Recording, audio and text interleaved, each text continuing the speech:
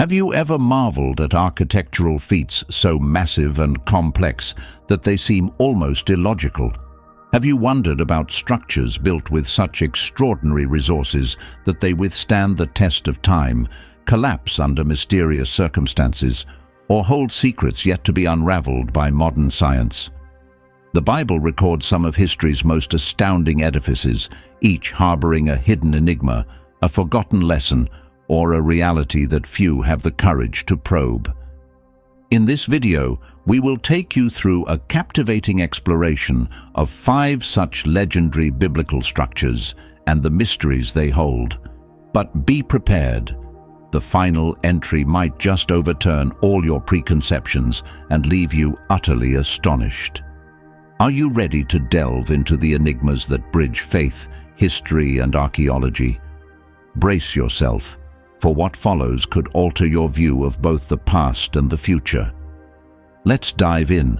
The monumental constructions of the Bible. Can you imagine constructing a massive ship using nothing but primitive tools? No cranes, no power tools, only timber, hardened hands, and unwavering faith. This is precisely what Noah accomplished, and his saga continues to captivate scientists, archaeologists, and those who believe in the miraculous.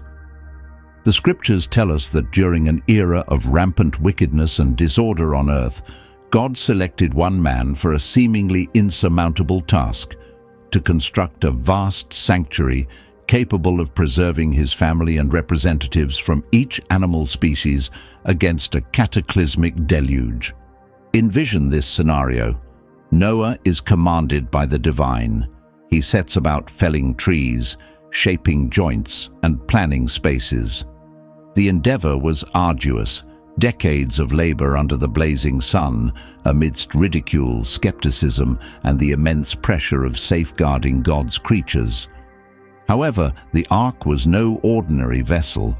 It was immense, measuring about 450 feet long, 75 feet wide, and 45 feet tall, almost akin to a contemporary freight ship, all crafted from gopher wood and sealed with pitch to withstand the deluge.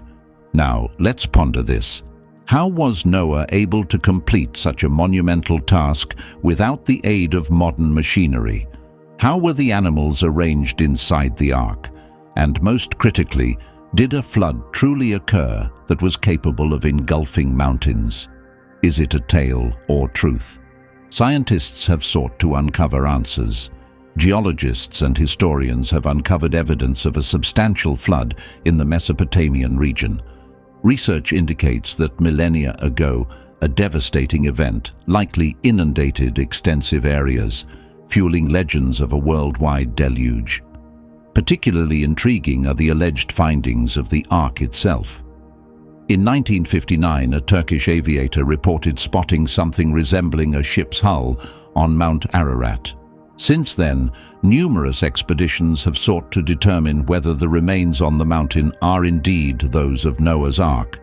Some explorers have retrieved fragments of petrified wood and identified geological formations that align with a massive ship's structure. Yet, the mystery persists. Could it truly be Noah's Ark? While science continues its debate, faith steadfastly endures. Visualize yourself standing before a city encircled by towering walls so robust and formidable they appear insurmountable. A citadel engineered to repel any foe, shielding its residents from any external danger. Now, envision the inconceivable. These walls don't succumb to siege engines, explosives, or conventional warfare. Instead, they collapse under the force of something far more mystical: the resonance of trumpets and the power of collective belief. This recounts the saga of Jericho, among the oldest cities known to man, and the backdrop for one of the most enigmatic and debated occurrences in the Bible.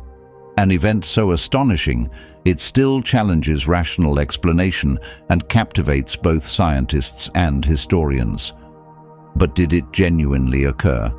And crucially, what does contemporary science reveal about this dramatic collapse? According to the scriptures, Jericho was a heavily fortified city, its walls so towering and solid that any assault by the Israelites, who had been nomads in the desert for 40 years, seemed utterly futile. The challenge of overtaking it appeared insuperable. However, God had a strategy in mind that flouted all conventional military tactics. The command given to the Israelite forces was unusual. Encircle the city once daily in absolute silence for 6 days, without launching any attacks or brandishing any weapons, as though anticipating an unseen cue. On the 7th day, the routine changed dramatically. They were to circle the city 7 times, with trumpets resounding and a collective cry from the assembly. Then, quite suddenly and bewilderingly, the walls crumbled, not from the impact of siege engines, nor from natural disasters like earthquakes, but solely from the vibrations of sound. Pause and consider. How could mere marching and the sound of trumpets topple such formidable barriers? Throughout the 20th century, archaeologists delved into the site of Jericho seeking explanations, and the findings turned even more captivating. In the 1950s, British archaeologist Kathleen Kenyon undertook thorough excavations and stumbled upon a remarkable find. There indeed were remnants of a massive wall that had collapsed unexpectedly. Even more astonishingly, the evidence indicated that the walls had fallen from the inside out, a phenomenon atypical of conventional sieges where walls are breached externally by attacking forces. In Jericho's case, the collapse appeared to originate from within, aligning with the biblical narrative that the walls were not demolished by mortal hands, but by a force far greater. However, what if there's a natural explanation for the walls of Jericho's collapse? Some scholars propose that an earthquake could have been the actual cause, especially since Jericho sits on a geological fault where seismic activity is not uncommon. The notion of an earthquake aligning with the biblical narrative could be plausible, but it raises a significant question. How could Joshua and the Israelites have predicted precisely when an earthquake would strike? Furthermore, the coincidence of the earthquake happening at the exact moment of the trumpet blasts and shouts seems extraordinarily fortuitous. Could this scenario represent a rare convergence of science and faith, where an unexplained phenomenon meets divine intervention? Regardless of the explanation, the fall of Jericho continues to be one of the most intriguing puzzles in biblical archaeology. Prepare yourself as we move on to explore an even more enigmatic and awe-inspiring structure. Picture a temple so magnificent that its walls gleamed with pure gold, casting heavenly reflections under the sun. A sanctuary so hallowed, it was designated to embody the divine presence itself. This was Solomon's temple, a pinnacle of Israel's sacred architecture, enveloped in awe, reverence, and divine might. But how was such a wonder constructed? What does archaeological evidence suggest about its existence? And, most critically, what profound spiritual significance did it hold? The narrative begins with David, the esteemed king of Israel, whose passion to construct a dwelling for God burned fiercely. Yet, this sacred endeavor was destined not for him, but for his son and heir, Solomon, famed for his unparalleled wisdom. The choice of Mount Moriah for the temple's site was deliberate and meaningful, resonating with spiritual potency. This was the very spot where, generations earlier, Abraham was on the brink of sacrificing his son Isaac, a site steeped in profound divine encounters and spiritual heritage. The construction of Solomon's temple was not merely an architectural achievement. It was a monumental undertaking where every single detail served a divine purpose. The stones used were meticulously shaped and prepared away from the site, an extraordinary measure to ensure that no sound of hammering or chiseling disturbed the sacred silence, adhering to divine instructions. This presents a fascinating puzzle. How were these massive stone blocks transported, precisely fitted, and assembled into a grand temple without any noisy construction at the site itself. The cedars of Lebanon, renowned for their majestic quality, were imported from afar, their revered scent permeating the site, serving not only as an aesthetic enhancement, but also symbolizing regality and a connection to the divine. Yet the most striking feature was the temple's interior, lavishly clad in pure gold, radiating a divine light. Sculpted figures of cherubim, palm trees and flowers adorned every corner, crafting an ambiance that seemed to elevate beyond the mundane. At the core of the temple lay the most hallowed area, the Holy of Holies. Within this sacred chamber resided the Ark of the Covenant, the enigmatic artifact representing God's tangible presence among his people. After 7 years of diligent labor, the temple reached completion, but the events of its dedication day were beyond anyone's expectations. Solomon convened all of Israel for a ceremony that would be etched in their memories forever. At the altar, the king's profound prayer implored God to recognize this temple as his earthly home. Then, a miraculous occurrence. A resplendent cloud enveloped the entire temple, manifesting God's palpable presence. What transpired next was even more astonishing. A fire descended from the heavens, igniting the sacrifices on the altar in full view of the awestruck assembly. This divine act confirmed God's acceptance of the temple as his sanctuary, compelling the congregation to bow down in reverence. In that moment, they found themselves in the undeniable presence of their living, omnipotent Creator. However, the story of Solomon's temple doesn't conclude with its completion. Through the ages, the temple has remained a profound enigma. Its hidden secrets, its eventual destruction, and the enduring mysteries surrounding it continue to resonate. Prepare yourself, for the next architectural marvel we're about to explore is even more formidable and perplexing.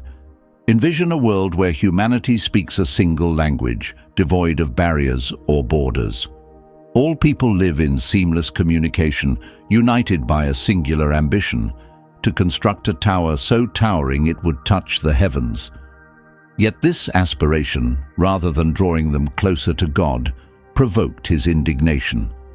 What followed was truly astounding. Communication among them was shattered, and the grand project was forsaken eternally. But what was the Tower of Babel, really? Did it indeed exist? What can archaeology reveal about this tale? And crucially, what enduring lesson does this construction impart to us even today? According to the Bible, after the Great Flood, Noah's descendants spread across the world to repopulate it. For a while, they stayed unified, sharing a common language that endowed them with incredible capabilities, limitless organization, and unimpeded progress. Eventually, these people chose to settle in the plain of Shinar, a region we know today as ancient Mesopotamia. Their ambitions were not merely to inhabit this area, but to immortalize their presence with then cutting-edge technology, bricks kiln-fired and bitumen used as mortar.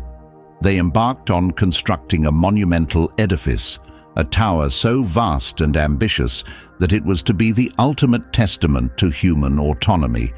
Let us make a name for ourselves so that we will not be scattered across the face of the earth, they declared, Genesis 11:4. Their aim was to reach the heavens indeed, but it was more than that. They sought to defy God himself. As the construction progressed, the tower soared ever higher, seemingly showcasing the boundless potential of human capability. However, God watched this unfolding and chose to intervene decisively. He confounded the languages of the people, ensuring they could no longer comprehend one another. Imagine this scenario. A mason requests a brick, but his colleague hands him water instead. The foreman issues commands, yet no one grasps his words. What had been a seamlessly coordinated effort swiftly devolves into utter chaos. Within moments, the construction site becomes a scene of complete disarray. The once empire of flawless communication is now hopelessly fragmented. Unable to collaborate, the builders abandoned the great tower. They scattered, venturing across the globe, giving rise to the diverse nations and cultures that populate the world today. Yet the question lingers, did this event truly occur? Many academics propose that the Tower of Babel might have been modeled on a ziggurat, a Mesopotamian step pyramid. The most renowned of these was Etemenanki, an immense temple erected in ancient Babylon to honor the deity Marduk. Historical documents describe this structure as the house that unites heaven and earth, a title that notably echoes the biblical portrayal of the Tower of Babel's purpose. Over millennia, this temple faced destruction and reconstruction multiple times before its final abandonment. Might this have been the actual tower referred to in the scriptures? While definitive proof remains elusive, the similarities are compelling. The story of the Tower of Babel is more than a mere historical anecdote about the splintering of human language. It serves as a timeless caution against the dangers of unchecked ambition. How far should human striving extend? Could our relentless quest for prominence and mastery propel us into challenges that surpass our understanding? Prepare yourself for the next architectural wonder. We will investigate harbors even deeper and more astonishing secrets. Imagine enduring a period marked by profound suffering and displacement. Your community has been uprooted from its homeland, forced into a foreign territory, and you've witnessed the destruction of your sacred temple, the core of your spiritual life. For many, such events might sever their bond with the divine. However, this was not the case for the Jewish people. Upon their return from the Babylonian exile, they carried with them a vision to reconstruct the temple and rejuvenate their religious practices. The Second Temple of Jerusalem symbolized more than just a physical structure. It represented renewal, hope, and a reaffirmed identity for an entire nation. But what were the logistics behind the construction of this monumental building? What distinguished it? And most poignantly, why was its demise so heartrending? After 7 decades in Babylonian captivity, the Jews were permitted to return to their homeland. Cyrus the Great, the Persian monarch, not only sanctioned their return, but also decreed the temple's reconstruction and contributed to its funding. Yet, as the rebuilding commenced, a stark reality set in. This new temple would not mirror the splendor of Solomon's. It was smaller, less ornate, lacking the Ark of the Covenant, devoid of the gleaming gold that once adorned its walls. Those elders who remembered the original temple shed tears over what they saw, mourning that this new edifice paled in comparison to the former magnificence. Then an unexpected twist emerged through the words of the prophet Haggai, who delivered a hopeful prophecy. "The glory of this latter house shall be greater than of the former." Haggai 2:9. But how could this be? How could a temple, seemingly less magnificent than Solomon's, achieve greater glory? Centuries later, this question found its answer in Herod the Great, a king whose ambitions for grandeur knew no bounds. He undertook a massive expansion and beautification project of the Second Temple, transforming what was initially a modest edifice into one of the ancient world's marvels. Herod doubled the size of the temple courtyard, turning it into an expansive religious precinct. Monumental columns and vast walkways were constructed, awe-inspiring to any who visited. Portions of the temple were adorned with gold and white marble, causing the structure to dazzle beneath the Jerusalem sun. The result was a temple so magnificent that it left pilgrims in awe, becoming the vibrant center of Judaism, a place where crowds would gather to pray, offer sacrifices, and seek divine presence. It was within the walls of this grand temple that Jesus taught, expelled merchants, and issued a startling prophecy. "Not one stone here will be left on another." Everyone will be thrown down. Matthew 24:2, a forewarning that would tragically come to pass in 70 AD. In response to the first Jewish revolt, the Roman Empire laid siege to Jerusalem. After months of fierce combat, Roman forces breached the city and ignited the temple. Historical records describe how the flames caused the gold to melt and seep into the crevices between the stones, compelling Roman soldiers to tear apart the temple to extract the valuable metal. When the destruction ceased, all that remained were ruins, with only the western wall standing, a poignant relic of the temple's former splendor and a somber symbol of profound loss. The narrative of the temple extends beyond its physical presence. Historically, the temple was a sacred space where God's presence dwelt, where sacrifices were made and people sought forgiveness and guidance. However, a transformative shift occurred with Jesus. He introduced a revolutionary concept when he said, "Destroy this temple, and in 3 days I will raise it up." John 2:19. His words transcended the literal structure of stone and mortar. He was referring to himself. Jesus indicated that the true temple wouldn't be a building. Instead, God's dwelling place would be within the hearts of individuals. Reflect on this profound thought. If God seeks to dwell within you, is your life ready to welcome Him? Carry this reflection with you. Thank you for joining us in this journey through history and faith. May God bless you, and we look forward to seeing you in our next exploration.